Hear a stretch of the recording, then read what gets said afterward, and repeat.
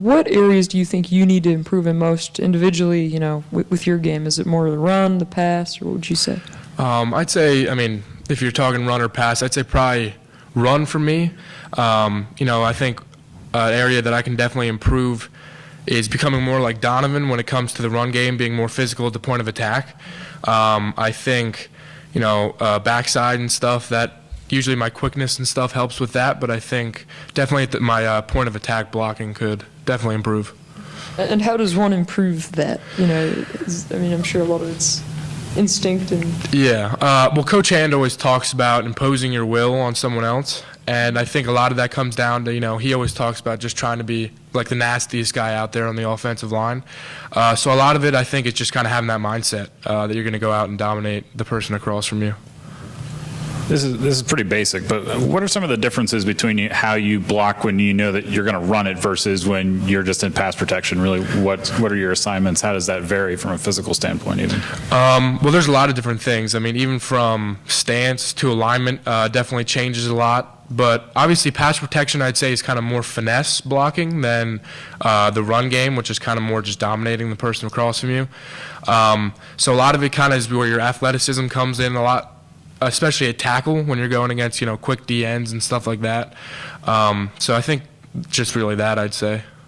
So would you consider one or the other to be harder than the other? Not necessarily harder, but take a different kind of skill set? It definitely takes a different kind of skill set. Like I said, I think it athletically, as far as your feet and technique and stuff like that, pass blocking is probably more difficult, but it also depends against who you're going against. There's DNs that are a lot better in the pass game, some that are a lot better in the run, backers that fill real hard. So a lot of it depends on your opponent too. Andrew, I know Donovan's over on the left side, but at any time through spring practice or summer camp, did you get any reps on the left side, and are you comfortable with playing both sides if you'd have to? Yeah, definitely. Coach Hand always stresses being a very versatile player, and he likes to move guys around a lot so that no matter what, he can get the best 5 guys out there to play.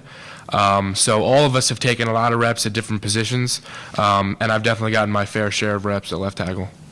Andrew, on Sundays when you guys go back over the game with Coach Hand, what's the meeting room like with him? How do you guys evaluate your play, and what types of things does he tell you, depending on if it's a negative, positive type of play? Well, Coach Hand always says that it's his job to correct our mistakes. It's not necessarily his job to pat us on the back. So although if we do good things, he'll let us know, we really have to go over those corrections and get those things fixed. And he'll let us know. He'll say, listen, guys, I'm real proud of the way you played, but the most important thing is correcting the mistakes we've made. So we go through those corrections, and that's kind of our focus on Sunday.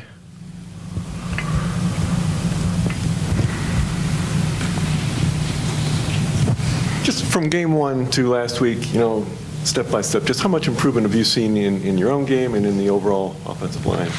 I think there's been a ton of improvement. A lot of the offensive line is communication and executing together, and I think we were kind of struggling in the beginning to communicate not only amongst ourselves, but with the tight ends, the backs, and the quarterbacks. So I think just because our communication has improved so much and we're kind of clicking on that level, that really helps us to execute better. You mentioned Coach Hand. Does he cook for you guys? He hasn't yet, but he says he will, so I'm kind of looking forward to that. Have you guys, had a little fun with him over his episode? Yeah, we actually all watched it, and that was kind of right at the beginning of when they got here, and it was kind of a cool way to kind of get in and kind of break down the walls, kind of laugh about how he did on the show and stuff. But I thought he did a good job, and I'm excited to try some of that food someday. Andrew, even at 4-0, knowing that you guys, not just as an offensive line, but as a team as a whole, can improve so much. Just in the locker room with you guys and your teammates, how does that make you guys feel? Does that excite you, knowing that you guys can improve so much even though you're undefeated right now? Oh my gosh, yeah. That's definitely probably the most exciting part about where we're at right now, is the fact that we're 4-0, even while at times not executing well and playing very sloppy. So knowing the fact that we have a lot of room to improve and we're at the spot that we're at is really exciting, knowing that this is definitely not the best we have.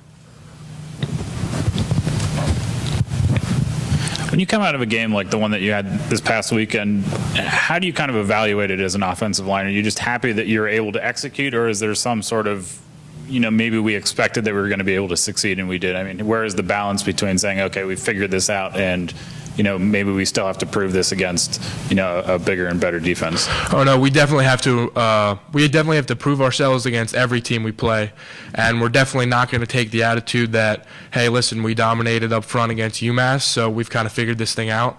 We're going to go into every game thinking, listen, these guys are going to be the best up front that we've played, and we have to dominate them. So we definitely don't think we have it all figured out, and we definitely have a lot of room for improvement. Anything else for Andrew?